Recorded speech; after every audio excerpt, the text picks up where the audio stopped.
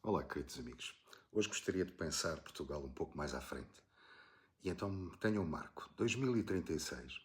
E qual o plano para que Portugal possa sair desta estagnação e começar a construir um país forte? Um país pequeno, mas um país forte, porque há países pequenos que são países fortes. E, queridos amigos, precisamos de pensar coletivamente porque chegamos a um momento de verdade.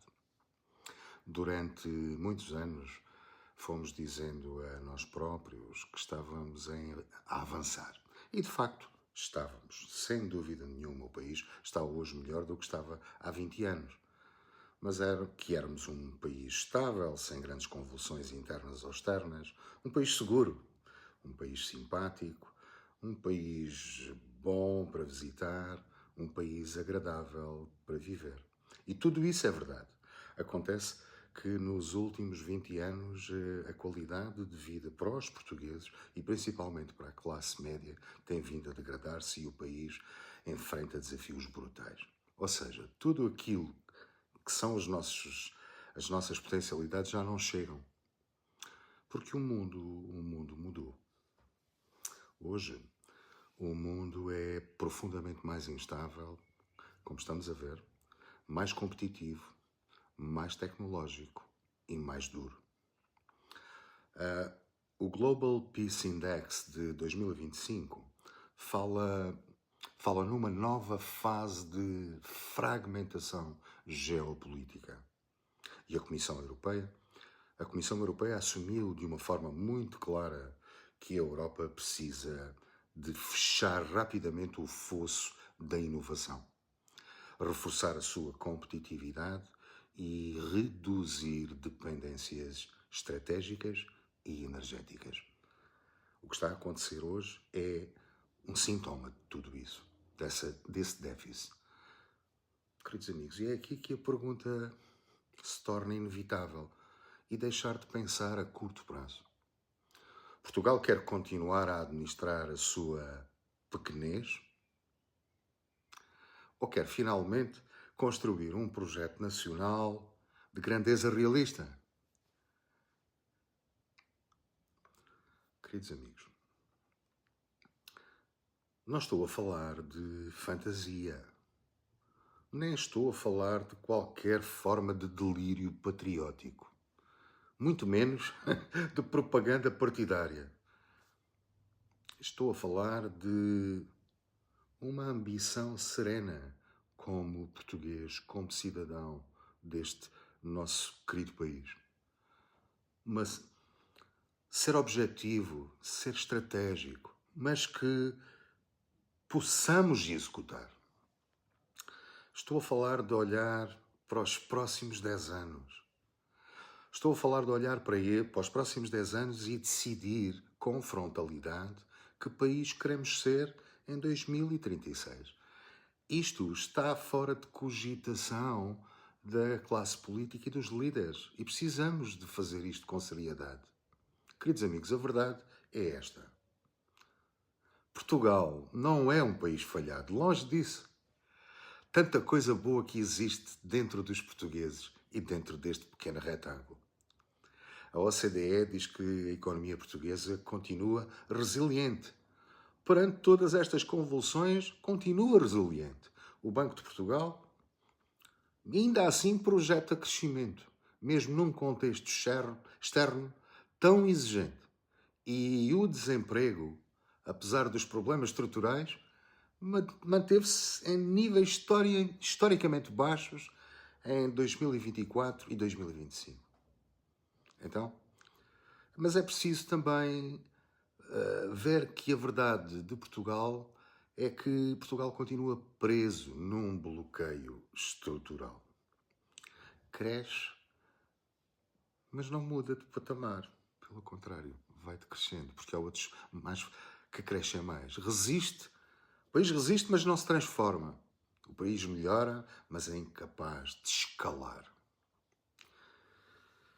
Os velhos problemas que são sobejamente conhecidos continuam todos lá.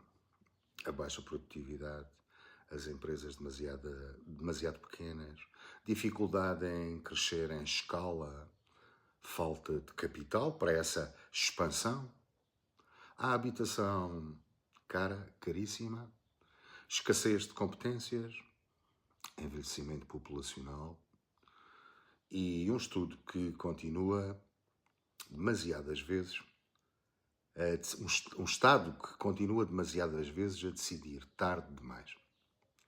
A OCDE continua a identificar precisamente esses travões: fraca produtividade, envelhecimento, escassez de mão de obra, investimento insuficiente e pressão da habitação sobre a mobilidade e o bem-estar. Até aqui, sem novidades. Mas depois há a questão decisiva. E essa questão chama-se demografia, a questão demográfica. Em 2024, a taxa de fecundidade em Portugal caiu para 1,4 filhos por mulher. Nesse mesmo ano, o índice de envelhecimento subiu para 192,4 idosos por cada 100 jovens.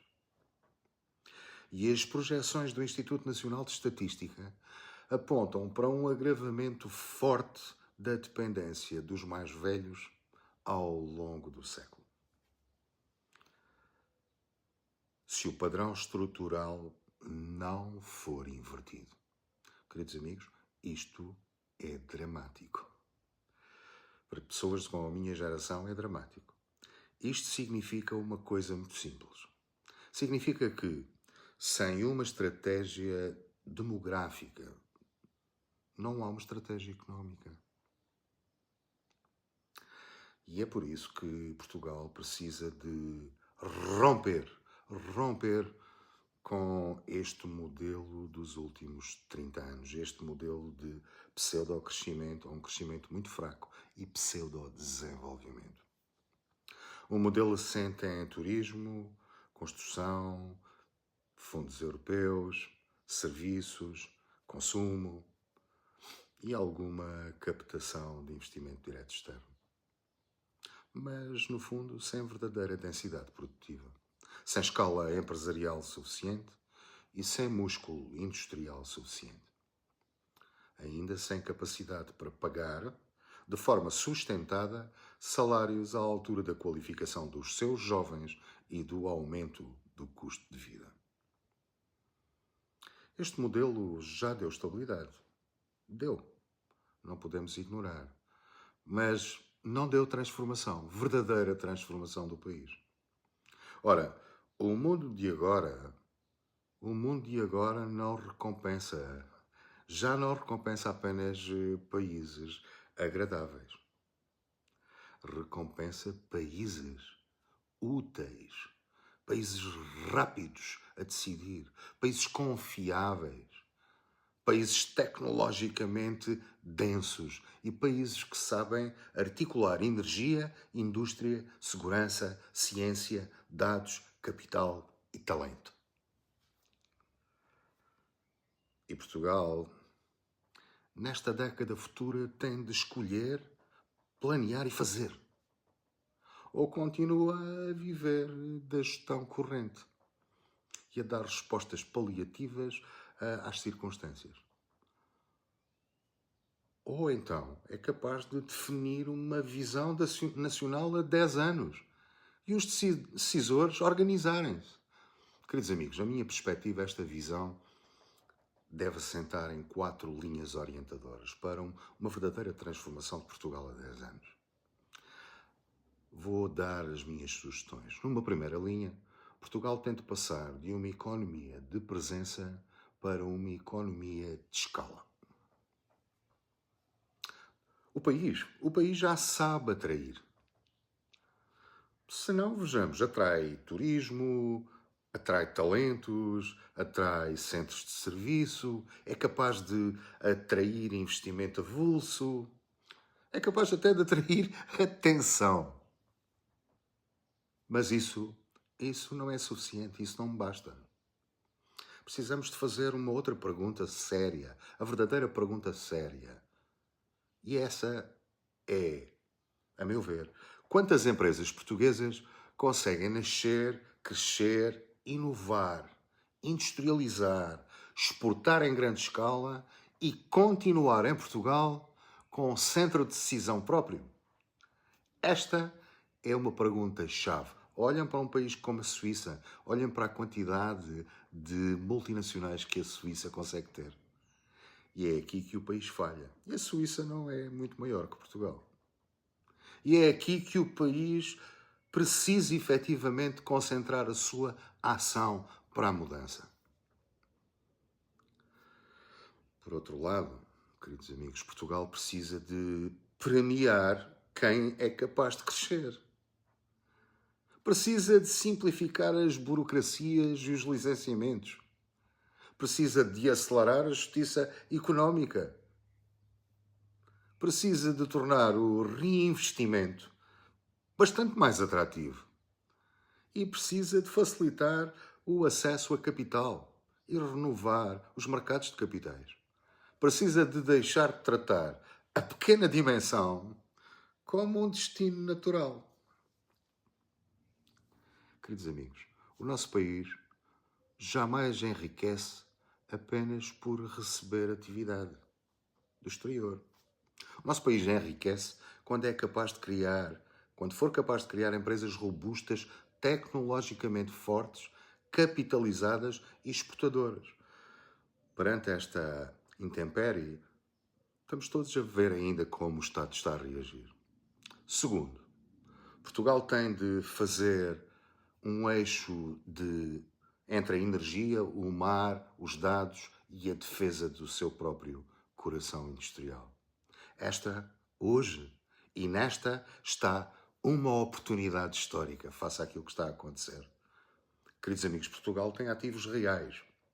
Tem uma posição atlântica de charneira-chave. Tem uma segurança boa e relativa. Tem uma infraestrutura portuária com um valor estratégico enormíssimo. Tem Sines e tem a zona, as ZILs, com mais de 2.000 hectares para a atividade industrial e logística, junto a Sines. Tem conectividade atlântica em cabos submarinos. E tem uma das mais altas cotas de energias renováveis na eletricidade europeia. Isto não é de sumenos importância, queridos amigos. Em 2024, 87,5% da eletricidade gerada em Portugal veio das fontes renováveis. O custo da energia em Portugal precisa de ser completamente revisto, porque também é estrutural. E isto não é um detalhe, queridos amigos. Isto constitui, a meu ver, a base do reposicionamento nacional. Portugal pode e deve transformar-se numa plataforma atlântica europeia de escala intercontinental. Uma plataforma para a indústria limpa, para os dados, para a cloud, para a logística, para a energia, para as comunicações, para a tecnologia marítima e para a exportação. Este é um momento único para tomar estas decisões-chave. E aqui entra uma palavra que durante muito tempo era quase tabu dizer em Portugal, ao ponto de hoje ser um país que quase indefeso. E essa palavra é exatamente a defesa. Mas a defesa não apenas no sentido militar.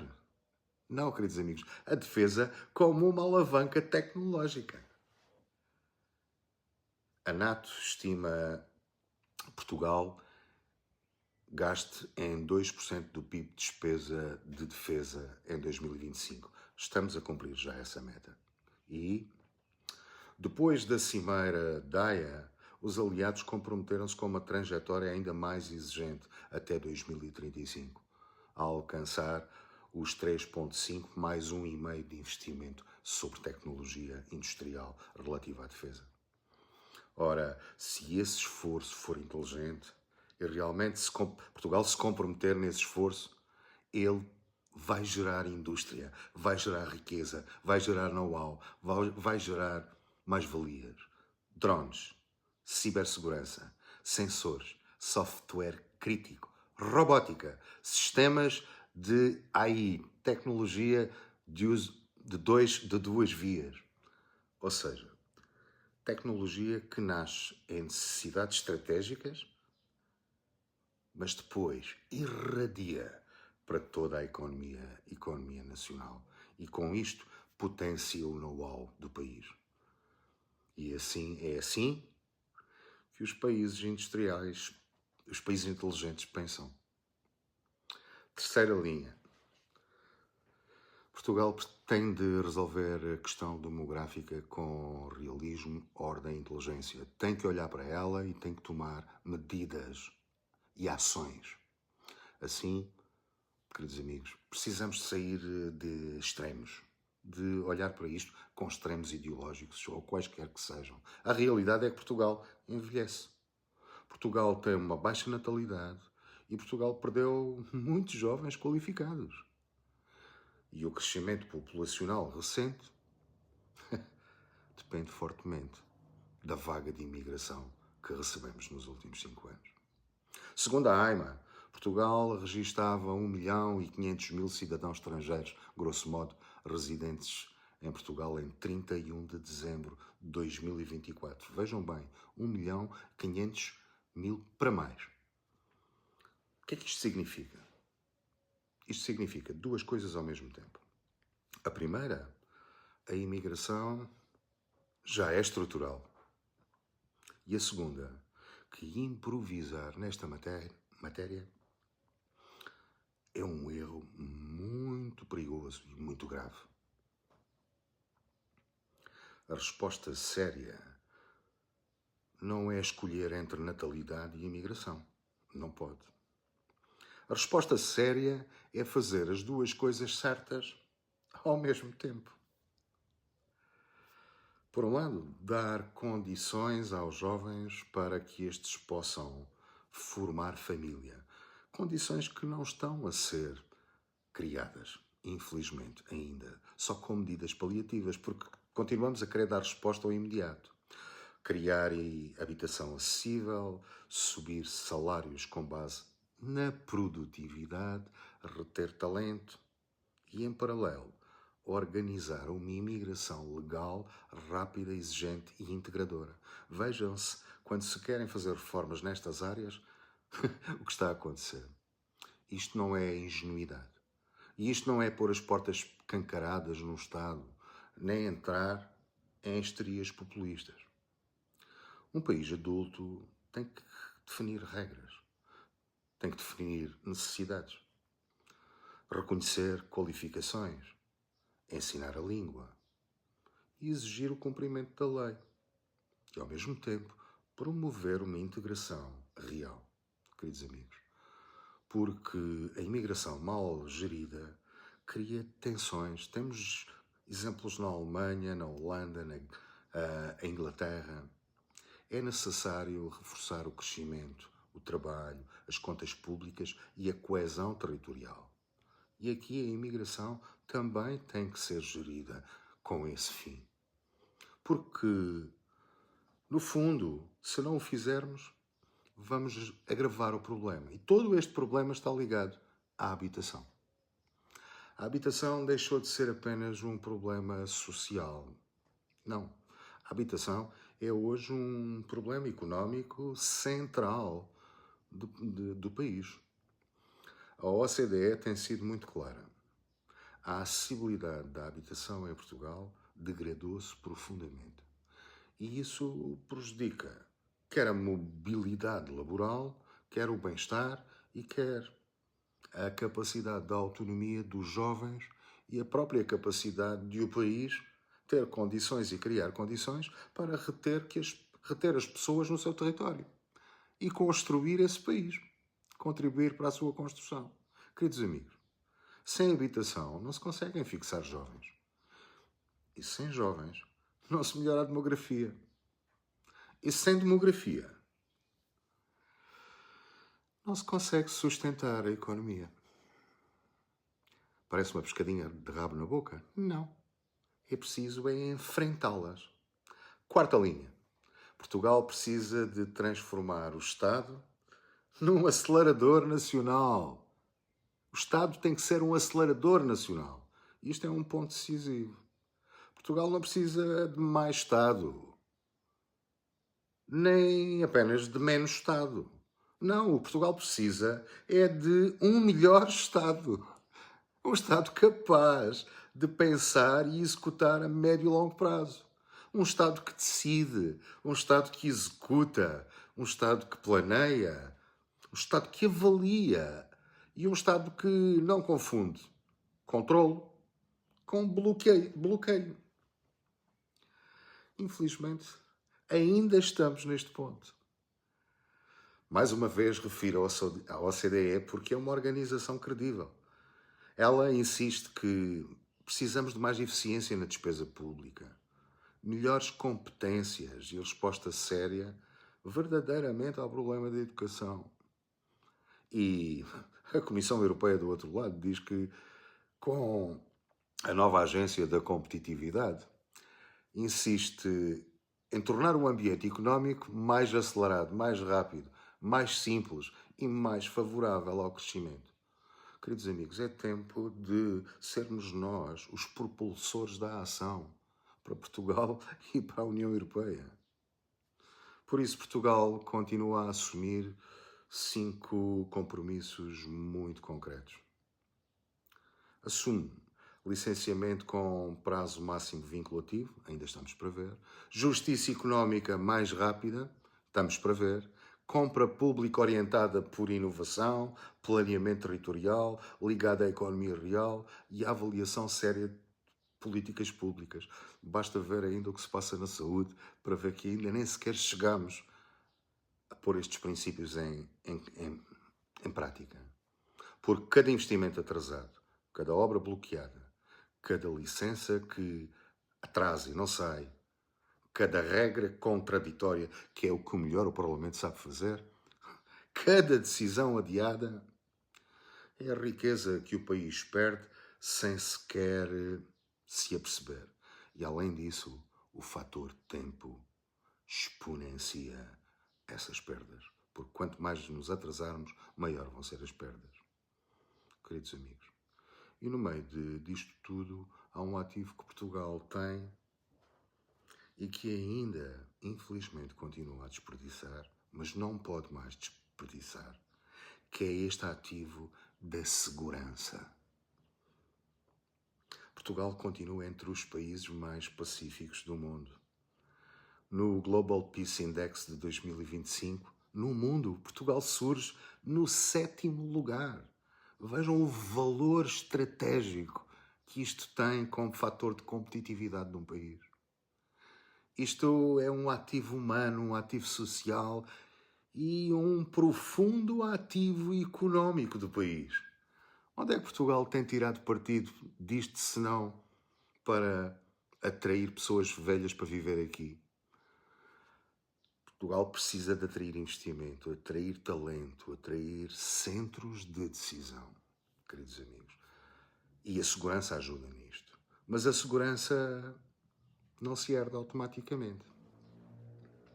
Nós precisamos de proteger este ativo, se o quisermos manter, com prevenção, com inteligência, com policiamento de proximidade, com integração social, com firmeza contra as redes criminosas e com capacidade de antecipar degradação urbana antes que ela se instale. E isto tem que ser feito hoje, já. Começar já e manter. Ora, queridos amigos, a pergunta é exatamente essa. O que Portugal deve fazer já? Queridos amigos, na minha leitura há 4 decisões imediatas. A primeira passa por libertar o país dos bloqueios internos, que já falamos dos licenciamentos, da justiça económica, da fiscalidade no investimento, da habitação e da execução da coisa pública. Execução, gestão dos investimentos públicos. A segunda, concentrar uma aposta nacional em poucos eixos com potencialidade verdadeira de escala. A energia, o mar, a logística, os dados, a defesa tecnológica, a indústria exportadora e a ciência aplicada. Terceira, tratar talento como uma questão de soberania. Escola, melhor escola, formação técnica, universidades, capacidade de retenção de jovens e imigração integrada, desenvolvimento científico. Quarta, construir um Estado que pense estrategicamente, com menos dispersão, menos remendo, menos políticas de curto prazo e uma maior visão nacional. Queridos amigos, porque Portugal não precisa de fazer tudo. Portugal precisa de escolher bem.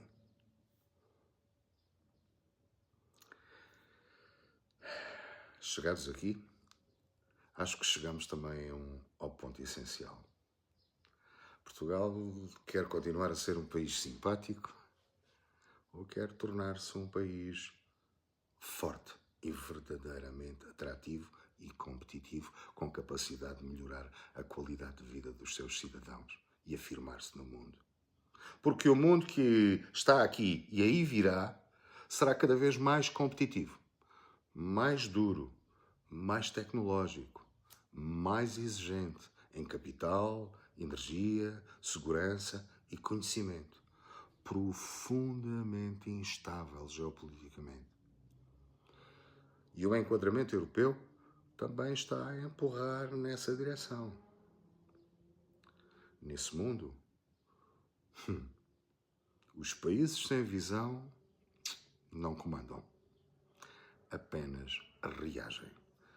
E podem se tornar rapidamente satélites dos grandes países, que é o que está a acontecer se não tiverem capacidade de autonomia. Queridos amigos, Portugal tem talento, tem localização, tem mar, tem segurança, tem energia, tem ciência, tem capacidade atlântica, tem uma pertença europeia e internacional. O que muitas vezes lhe faltou foi outra coisa. E além do mais tem um fator estratégico decisivo, tem uma língua. Mas o que faltou sempre a Portugal foi coragem estratégica, à exceção dos 3 grandes reis de Portugal. Falta coragem para pensar a 10 anos. Coragem para sair de um modelo gasto e opaco.